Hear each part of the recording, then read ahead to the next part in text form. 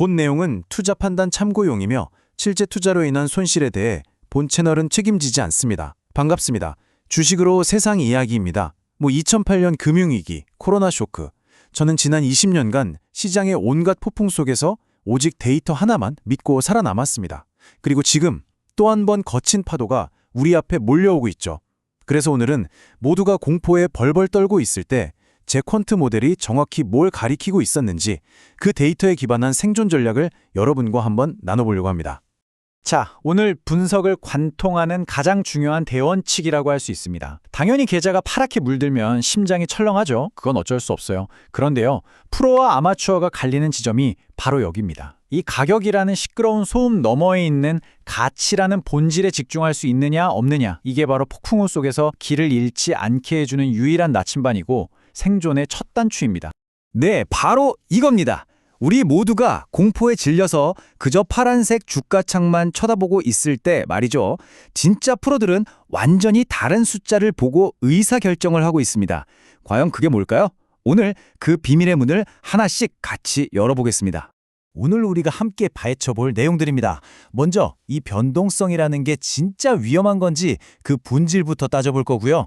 그리고 데이터가 보낸 매수 신호는 뭐였는지 해석해 보겠습니다. 물론 리스크도 봐야겠죠? 유가와 금리 시나리오를 점검하고 지금 시장의 새로운 룰, 바로 박스권 매매 전략에 대해 알아볼 겁니다. 그리고 가장 중요하죠. 그래서 뭘 사야 하는데 2026년을 이끌 주도주 후보, 그리고 최종 전략까지 오늘 명확하게 딱 정리해드리겠습니다. 자, 그럼 첫 번째 주제부터 바로 들어가 보죠. 우리가 보통 변동성, 그러니까 주가가 오르락 내리락 하는 걸 위험이라고 생각하잖아요. 근데 과연 그게 투자자에게 가장 치명적인 진짜 위험일까요? 제 20년 경험에 비춰볼 때 진짜 위험은 완전히 다른 곳에 있었습니다.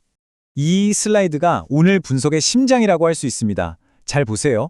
왼쪽에 있는 변동성은요, 그냥 지나가는 비바람 같은 겁니다. 물론 불편하고 무섭죠. 하지만 결국 그칩니다. 진짜 우리가 목숨 걸고 피해야 할 위험은 바로 오른쪽에 있는 영구자본 손실이에요. 이건 그냥 배가 흔들리는 수준이 아니라 아예 좌초되는 겁니다. 너무 비싼 가격에 샀다가 다시는 회복 불가능한 손실을 입는 것. 바로 이게 우리를 시장에서 영원히 퇴출시키는 진짜 리스크라는 거죠. 꼭 기억하셔야 합니다. 시장의 변동이 위험한 게 아니에요. 탐욕의 눈이 멀어 너무 높은 가격에 사버린 나의 매수 버튼이 진짜 위험입니다. 자, 그렇다면 말이죠. 최근 시장이 그야말로 극심한 공포에 휩싸였을 때 데이터는 우리에게 어떤 이야기를 들려주고 있었을까요? 이제 감정은 잠시 접어두고 냉정한 숫자로 시장을 한번 측정해 보겠습니다. 자, 첫 번째는 밸류에이션입니다. 코스피의 12개월 선행 주가 수익 비율, 그러니까 PE가 최근 급락으로 8배 수준까지 뚝 떨어졌습니다. 이게 어느 정도냐면요, 역사적 평균을 아주 크게 밑도는 수치인데 제 퀀트 모델에서는 이때 경고등이 아니라 기회입니다 하는 알람이 시끄럽게 울립니다. 실제로 과거 데이터를 제가 전부 백테스팅 해보면요, 선행 PE가 8배 수준까지 떨어졌을 때 앞으로 1년 안에 시장이 플러스 수익률을 기록할 확률이 무려 80%가 넘었습니다. 이건 그냥 오르겠지 하는 희망 회로가 아니에요. 데이터가 명백하게 보여주는 확률적 우위입니다. 두 번째 숫자는 바로 마이너스 20%입니다. 이게 뭐냐면 고점 대비 최대 하락률, 우리가 MDD라고 부르는 거죠. 쉽게 말해 산정상에서 계곡 바닥까지 얼마나 깊이 추락했나, 이걸 재는 겁니다. 근데 이 마이너스 20%란 숫자가 왜 중요하냐면 역사적으로 볼 때 무슨 대공황급 붕괴가 아니라 그냥 건강한 조정이라고 부르는 것의 평균값이거든요. 그러니까 데이터는 우리한테 이렇게 말해주고 있는 겁니다. 야, 이거 패닉에 빠질 일 아니야. 이제 슬슬 평균으로 돌아갈 때가 됐어 라고요. 그리고 가장 결정적인 데이터가 나왔습니다. 바로 V코스피, 우리가 흔히 공포지수라고 부르는 게 80을 넘어섰다는 겁니다. 여러분, 이 숫자는요, 2008년 금융위기 이후로는 거의 본 적이 없는 수준이에요. 시장 참여자들이 그야말로 극단적인 공포에 질려 있다는 뜻이죠. 그런데 역설적으로 제 20년 경험상 이런 공포의 정점은 언제나 가장 강력한 역발상 매수 기회였습니다. 데이터가 외치고 있었던 거죠. 여기는 설령 물리더라도 일단 사고 봐야 하는 구간이다 라고 말입니다. 물론이죠. 데이터가 좋다고 해서 리스크가 아예 없는 건 절대 아닙니다. 현재 시장이 가장 두려워하는 변수, 너무나 명확하죠? 바로 유가, 그리고 금리입니다. 그럼 이 리스크를 우리가 어떻게 관리해야 할지 구체적인 시나리오를 한번 그려보겠습니다. 자, 최악의 시나리오는 이런 식의 연쇄 반응입니다. 먼저 중동 분쟁이 길어지면서 유가가 100달러를 확 넘어버립니다. 그럼 어떻게 될까요? 인플레이션이 다시 고개를 들겠죠. 결국 금리 인상 압력으로 이어질 거고요. 여기서 진짜 중요한 포인트가 있습니다. 구독자 여러분, 이 지점이 왜 중요할까요? 금리가 이렇게 올라버리면 지금 시장의 심장이나 다름없는 AI 성장 스토리가 통째로 흔들릴 수 있다는 겁니다. 왜냐?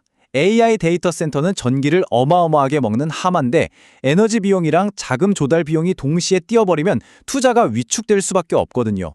하지만 우리는 점쟁이가 아니죠. 예측이 아니라 대응을 해야 합니다. 지금 보시는 표처럼 시나리오별로 액션 플랜을 미리 짜두는 겁니다.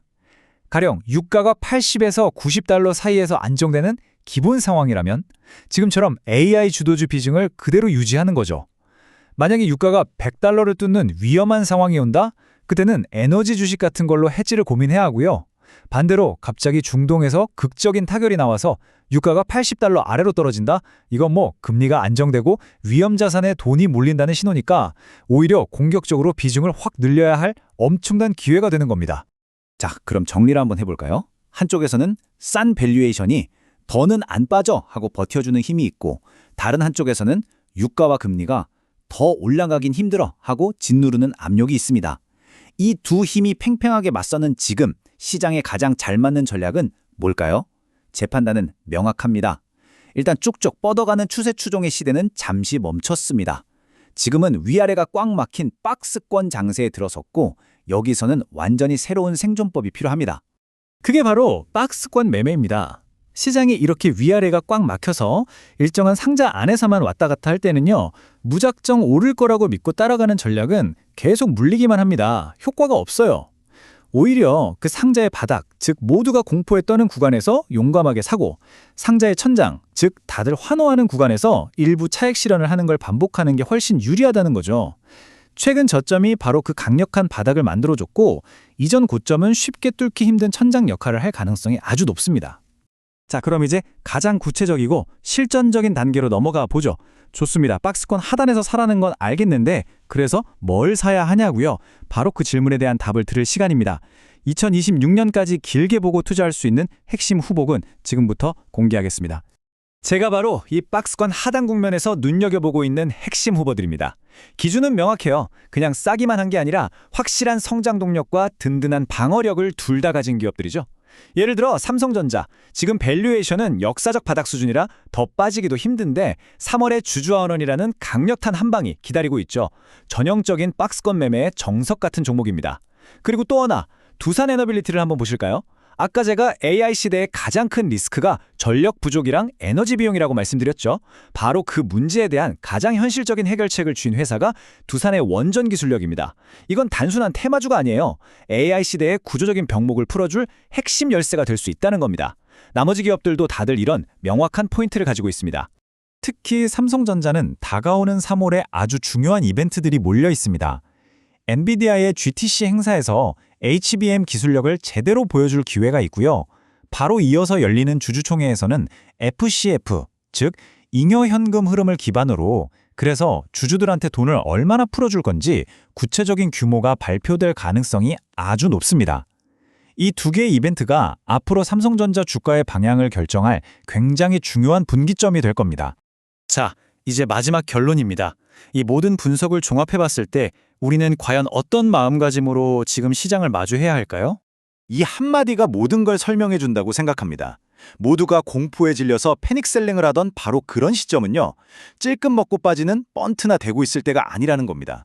오히려 정말 좋은 공이 스트라이크 존 한가운데로 들어왔을 때 과감하게 홈런을 노리고 스윙을 크게 휘둘러야 할 때라는 거죠. 여러분, 이런 기회는 정말 이제 자주 오지 않습니다. 바로 이럴 때 거둔 수익이 한 해 농사를 결정지을 수도 있습니다. 이것만은 꼭 기억하십시오.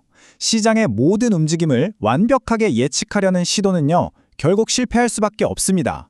진짜 중요한 건 그게 아니에요. 어떤 상황에 닥치든 나는 이렇게 행동하겠다는 명확한 원칙과 시나리오를 가지고 그에 맞춰 대응하고 결국엔 끝까지 살아남는 것, 그게 투자의 전부입니다. 이 질문을 한번 스스로에게 던져보시면 좋겠습니다. 이 질문에 자신 있게 네, 준비됐습니다 라고 답하실 수 있도록 저희 주식으로 세상 이해하기가 여러분의 든든한 파트너가 되겠습니다. 오늘 분석이 여러분의 생존 전략을 완성하는 데 조금이라도 도움이 되셨다면 구독과 좋아요, 알림 설정으로 그 전략을 완성해 주세요. 다음 시간에 더 날카로운 데이터 분석으로 돌아오겠습니다. 이상 주식으로 세상 이야기였습니다.